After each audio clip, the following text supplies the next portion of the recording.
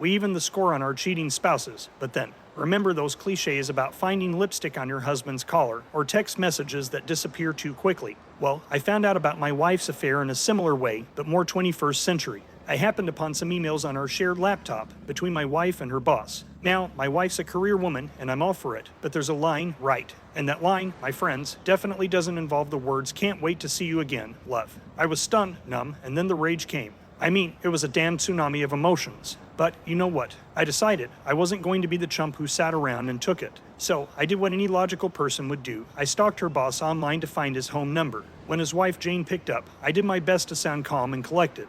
I laid it all out, every sort of detail. She was silent, and then she laughed. It was a cold, bitter sound, and it chilled me. "Not the first time," she said, and then after a few minutes of chatting about how her husband had cheated on her several times, she dropped the bombshell. "I am so sick of living this frustrating life, void of any romance or fun. Let's give them a taste of their own medicine and have some fun of our own." I couldn't believe what I was hearing. I was shocked, aghast, and, to be honest, more than a little turned off. I slammed the phone down, my mind a whirlwind of conflicting emotions. But then, curiosity, that insidious little bastard, got the better of me. I googled Jane, and let me tell you, I wasn't prepared for what I found. She was stunning. I mean, she was freaking hot, and I was pissed off. So I wasn't exactly in my best emotional state or necessarily even in my right mind at this particular point. I was in such a topsy-turvy state that I couldn't even confront my wife about her affair. I was just blindsided by this whole suggestion, and my mind was a racing mess of anxiety. After a couple of days of mulling it over and trying to find the ground again, I swallowed my pride, picked up the phone, and dialed Jane's number.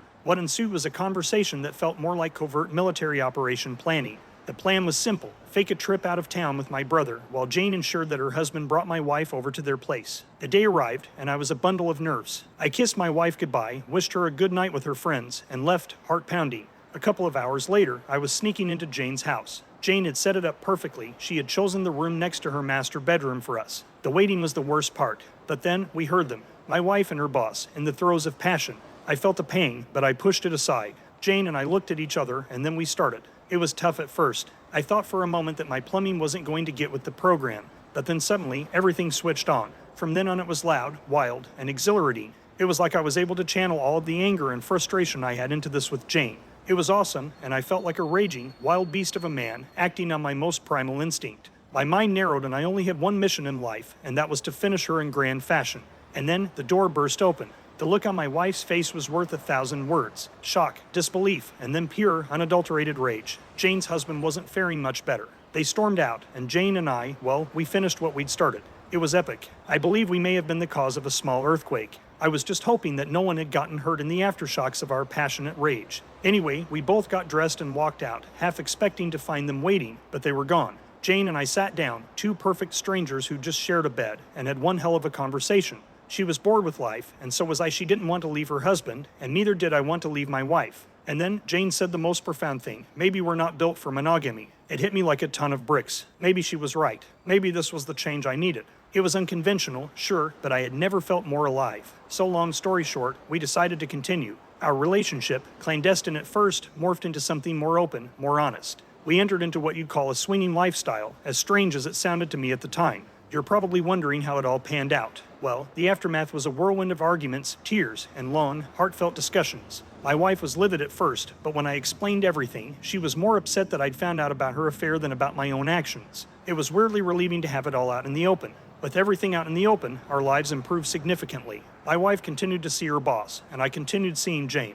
We discovered that honesty was an aphrodisiac. Our relationship became a strange cocktail of domesticity, open communication, and wild, passionate nights, just not with each other. Our home life has never been better. I know it's crazy, but it works for us. Our romantic and sexual frustrations have evaporated, and we manage our home better now than ever before. There's no more sneaking around, no more lies. Just honesty and, surprisingly, mutual respect. I know what you're thinking. Why not just divorce her? Well, it's not that simple. Despite everything, we still care for each other. She's the woman I married, the woman I vowed to spend the rest of my life with, and I'm not ready to throw that away just yet. The irony is that this unexpected chapter in my life has brought me peace, even happiness. I still love my wife, maybe not in the way I used to, but there's a bond, a camaraderie that has grown between us. She feels the same. We're both freer, happier, more fulfilled. So here I am, living this wild, unconventional life, and I've never been more content. The moral of my story: life is unpredictable, and sometimes it takes a storm to clear the sky. Love isn't black or white, it's a million shades of gray.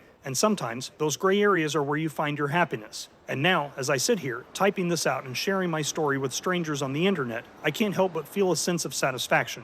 My life took a turn I never expected, but I wouldn't have it any other way. So, to anyone out there going through something similar, remember that life is a journey, not a destination.